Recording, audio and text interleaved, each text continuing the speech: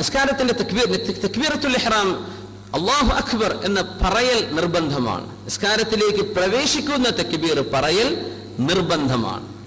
നിസ്കാരത്തിലേക്ക് പ്രവേശിക്കുന്ന തക്ബീർ പറയൽ നിർബന്ധമാണ്. ബാക്കിയുള്ള തക്ബീറുകൾ പറഞ്ഞിട്ടില്ലെങ്കിലും നിസ്കാരം സ്വഹീഹാണ്, പറഞ്ഞേക്കണം, കൂലി കിട്ടും. പക്ഷെ ആദ്യത്തെ തക്ബീർ നിന്നിട്ട് പറയേണ്ടതാണ്. നിസ്കാരത്തിലേക്ക് റുക്കൂൽ ഇമാമെ ക്യാച്ച് ചെയ്യാൻ വേണ്ടി ഓടി വരുന്ന കുമ്പിട്ടിട്ട് അല്ലാഹു അക്ബർ എന്ന് പറഞ്ഞ നിസ്കാരം കിട്ടൂല. അതുപോലെ റുക്കൂലേ കിട്ടുള്ളൂ, നിസ്കാരം കിട്ടിയിട്ടില്ല, റുക്കുവും കിട്ടൂല എന്നതിന്റെ അർത്ഥം. എന്റെ നിന്നിട്ട് പറയണം അല്ലാഹു അക്ബർ, എന്നിട്ട് റുക്കു. നിന്ന് പറയൽ നിർബന്ധ. കൈ കെട്ടൽ സുന്നത്താണ്.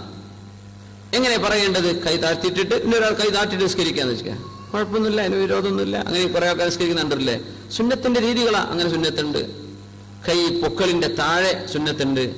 നമ്മളെ നാട്ടിലാണ് ഈ നെഞ്ചിന്റെ മുകൾക്ക് വന്നത്, നമ്മളെ നാട്ടിൽ മാത്രമേ കാണുന്നുള്ളൂ. എവിടുന്ന് കിട്ടിയെന്ന് എനിക്കറിയില്ല. ഞങ്ങൾ ഇങ്ങനത്തെ പോലെ തിരിയാൻ വേണ്ടി പ്രത്യേക ഒരു ട്രേഡ് മാർക്ക് ആക്കിയതാണോ? മാബൈന സുറത്തി വറുക്കുബ, വളരെ അന്തസ്സിൽ നെഞ്ചിന്റെയും പൊക്കളിന്റെയും ഇടയിൽ ഇടത്തോട്ട് ചാരിയിട്ട് 2 വിരൽ കൊണ്ട് റിസ്റ്റിൽ പിടിച്ച് 3 വിരലുകൾ നിവർത്തി വെച്ച്, ഇതാണ് സുന്നത്തായ പൂർണ്ണരൂപം.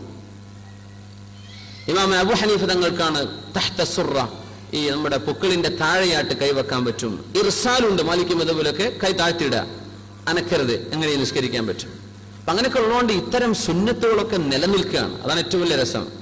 എല്ലാവരും ഇങ്ങനെ തന്നെയാണെങ്കിൽ ഇങ്ങനെ വിധങ്ങൾ ചെയ്ത് ആ സുന്നത്ത് കാണാതെ പോകൂലേ, മറക്കപ്പെടൂലേ? അള്ളാഹുദിനെ നിലനിർത്തുകയാണെന്ന ഒരുപാട് ആളുകളിലൂടെ അത്തരം സുന്നത്തുകൾ നിലനിൽക്കുന്നുണ്ട്. അപ്പോ ചെയ്യേണ്ടത് കൈ താഴ്ത്തിയിട്ടിട്ട് ആ എന്ന് പറയുമ്പോ കൈ പൊങ്ങണം. എന്ന് പറയുമ്പോഴേക്കും ഈ കൈ നമ്മുടെ തംസ് നമ്മുടെ ചെവിക്കുന്നിക്ക് താഴെത്തുക. പറയേണ്ടത് അല്ലാഹു അക്ബർ, എന്നിട്ട് കൈകെട്ടുക. ഇവിടെ എത്തുമ്പോ കഴിഞ്ഞു, പിന്നെ കൈകെട്ടുക. അല്ലാഹു അക്ബർ. കൈ പൊങ്ങുമ്പോ അല്ലാഹു അക്ബർ. ഈ കൈ ഖിബിലയിലേക്ക് തിരിഞ്ഞിരിക്കുക. ഇങ്ങനെയാണ് ഇതിന്റെ രീതി.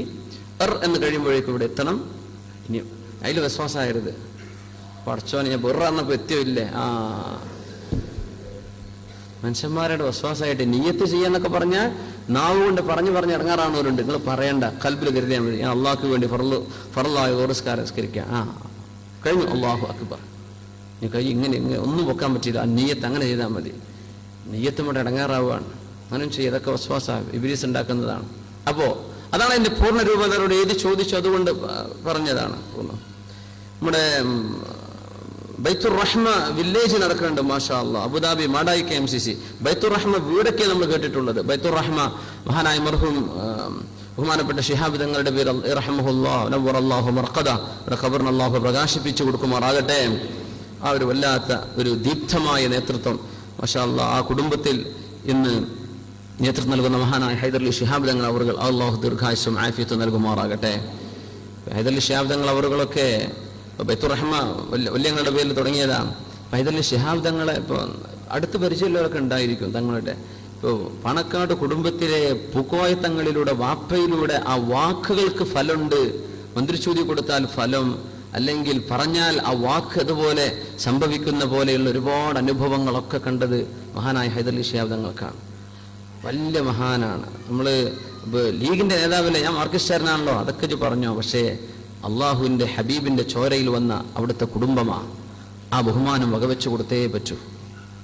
അപ്പോൾ ബഹുമാനപ്പെട്ട ഹൈദരലി ശിഹാബ് തങ്ങൾ പ്രത്യേകം ഞാൻ സന്ദർഭം പറയാമെന്ന് മാത്രം. ഞാൻ ഗൾഫിലേക്ക് വരുന്ന സമയത്ത് ആദ്യമായിട്ട് തങ്ങൾ പുറക്ക് പോയി തങ്ങളോട് ദ്വാരപ്പിച്ച് തങ്ങളൊന്ന് മന്ത്രിസൂചി തന്നിട്ടാണ് ഇവിടെ ഗൾഫിലേക്ക് കയറി വന്നത്. ഉദ്ദേശം 12 കൊല്ലങ്ങൾക്ക് മുമ്പ്. ഈ ഉസ്താദ് 12 കൊല്ലമായിട്ട് ഇവിടെ ഉണ്ടോന്ന്? ഉണ്ട്. അപ്പോൾ അന്ന് വരുന്ന സമയത്ത് ദുബൈയിലെ സ്കൂളിലേക്ക് വരുന്ന സമയത്തൊക്കെ മാഷാ അല്ലാഹ് ആ ഒറ്റ ദുആയിലാണ് വരുന്നത്. അപ്പോൾ അള്ളാഹു ഓരോ നിമിത്തങ്ങൾ ഉണ്ടാക്കിയേക്കാം. പക്ഷെ ഞാൻ പറയുന്നത് ഭയങ്കരമാണ്. വാക്കുകൾക്ക് ഫലമുള്ള ഒരു വലിയൊരു അങ്ങനെയൊക്കെ ചില ആളുകൾക്ക് അള്ളാഹു നൽകും. അത് ഏറ്റവും കൂടുതൽ കാണുന്നത് ബഹുമാനപ്പെട്ട ഹൈദരലി ശിഹാബ് തങ്ങൾക്ക്, അപ്പോൾ ജീവിച്ചിരിപ്പുള്ള തങ്ങൾക്ക്, അവർക്ക് അള്ളാഹു ദീർഘായുസ്സും ആഫിയത്തും നൽകുമാറാകട്ടെ. ഫോട്ടോ എടുക്കുന്നതിന്റെ വിധി എന്താണ്? ഫോട്ടോ ആൻഡ് വീഡിയോ ഹറാമാണോ? ഇത് ഏറ്റവും കൂടുതൽ കഴിഞ്ഞ ആഴ്ചയല്ല 2 ആഴ്ചകൾക്ക് മുമ്പ് മദീന മുനവ്വറയിൽ ഞങ്ങൾ ഉംറക്ക് പോയ സമയത്ത് മദീനയിലെ ഖുതുബയുടെ വിഷയം അല്ലേ ഉസ്താദ്, ഞങ്ങൾക്ക് ഓർമ്മല്ലേ? ശരി ഉസ്താദ്, നവാസ് ഉസ്താദൊക്കെ അവിടെ ഉണ്ടല്ലോ. എവിടെ നവാസ്? അപ്പോ അന്ന് റൗള ഷരീഫിലെ മദീനയിലെ ഖുതുബ ഫോട്ടോ എടുക്കുന്നതിനെ പറ്റിയാണ്. അവസ്ഥ നടന്നു പോകണ്ടിട്ട് അങ്ങനെ അവസ്ഥ ആകെ നാളെ ഉസ്താദ് എന്നാക്കിയിട്ട് അവർ ഉമ്രക്കൊക്കെ ഇങ്ങനെ സേവനം ഖിദ്മത്തൊക്കെ ചെയ്യുന്ന ആൾക്കാർക്ക് നമ്മൾ എന്തിനും അപ്ഗ്രേഡ് ചെയ്യണ്ടേ. അപ്പോൾ ഇൻഷാ അള്ളാഹു താല ഒക്കെ സ്വീകരിക്കും. ഒരുപാട് ഖിദ്മത്ത് ചെയ്തിട്ടുണ്ട് നമ്മുടെ സുഹൃത്തുക്കൾ, ഒരുപാട് ആളുകൾ. അള്ളാഹു അതൊക്കെ സ്വീകരിക്കുമാറാകട്ടെ. ഞാൻ പറഞ്ഞു അന്ന് ഫോട്ടോ എടുക്കണ പറ്റിയ ഖുതുബ, അന്നത്തെ ഖുതുബ തന്നെ അതായിരുന്നു. അപ്പൊ എനിക്ക് വളരെ ഇഷ്ടപ്പെട്ട ഒരാളുണ്ട്, കാണാൻ എപ്പോഴും കൊതിക്കുന്ന ഒരാളുണ്ട്. ഞാൻ കാഞ്ഞങ്ങാട് പരിപാടിക്ക് കഴിഞ്ഞ 1 മാസം മുമ്പ് അങ്ങനെ പറഞ്ഞു, ഇവിടുന്ന് ആരോ പറഞ്ഞു, എന്താ അത് ഇവിടെ പറഞ്ഞിട്ടില്ലല്ലോ ആ ഒരു സംഭവം എന്ന്. ഒന്നുമല്ല, നമ്മുടെ ഷെയ്ഖ് ഹംസ യൂസഫ് തൗവലല്ലാഹു ഉംറ, അദ്ദേഹം കാലിഫോർണിയക്കാരനാണ്, അമേരിക്കക്കാരനാണ്. പക്ഷേ ഇസ്ലാമിലേക്ക് വന്ന് 20-ാം വയസ്സിൽ മുസ്ലിമായ ആളാണ്. ഷെയ്ഖ് ഹംസ യൂസഫ് ഹാൻസൻ. അദ്ദേഹത്തിന്റെ വാദുകളും അദ്ദേഹത്തിന്റെ ക്ലാസ്സുകളൊക്കെ ഇംഗ്ലീഷിൽ കിട്ടും. യൂട്യൂബിൽ അദ്ദേഹത്തിന്റെ സൈത്തൂന എന്ന് പറഞ്ഞൊരു സൈറ്റ് ഉണ്ട്, അതിൽ കാണും. അപ്പൊ എനിക്ക് അദ്ദേഹത്തെ കാണുന്ന ഭയങ്കര ആഗ്രഹമായിരുന്നു ഒരുപാട്. കഴിഞ്ഞ റമദാനിൽ കഴിഞ്ഞ പ്രാവശ്യം ഉംറക്ക് പോയ സമയത്ത് മക്കത്ത് ഞാൻ ദ്വാരുന്നു, റബ്ബേ ഷെയ്ഖ് ഹംസ യൂസഫിനെ അല്ലെങ്കിൽ ഷെയ്ഖ് അബ്ദുൽ ഹക്കീം മുറാദ്, ഇങ്ങനെ വലിയ വലിയ ഡോക്ടർ ഉമർ അബ്ദുള്ള, അതൊക്കെ പടിഞ്ഞാറുകാരായ വലിയ വലിയ ആലിമീങ്ങളാണ്. അവരൊക്കെ ചെയ്യുന്നത് തിന്മന്റെ ഇടയിൽ നിന്നിട്ടായി നന്മയുടെ കൊടിയുയർത്തുന്നത്. അതാണ് ഏറ്റവും പ്രത്യേകത.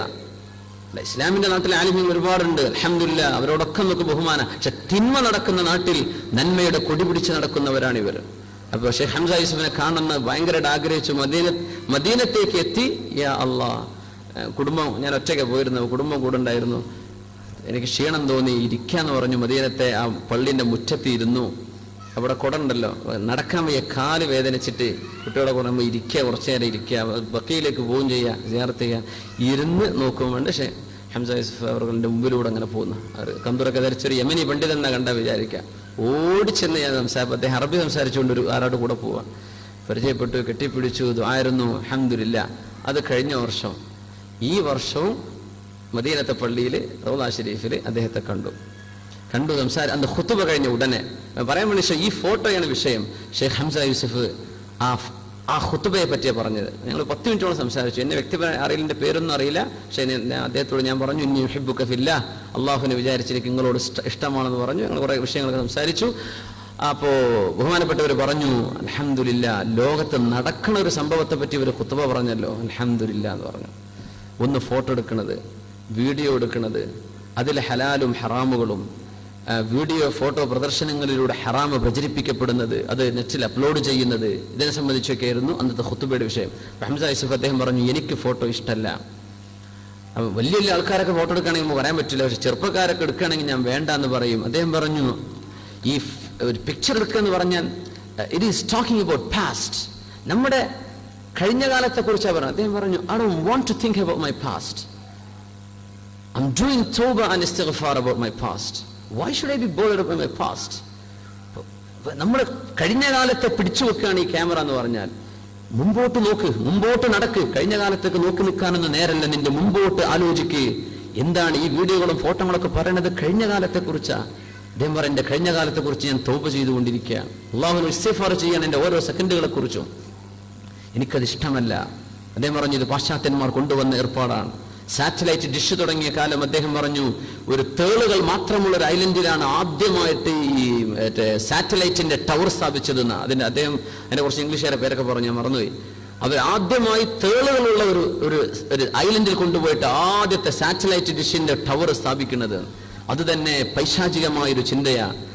എന്നിട്ട് അട്ടയെ കുറിച്ചാണ് ആദ്യത്തെ ടെലികാസ്റ്റിംഗ്, വീഡിയോ പ്രദർശനം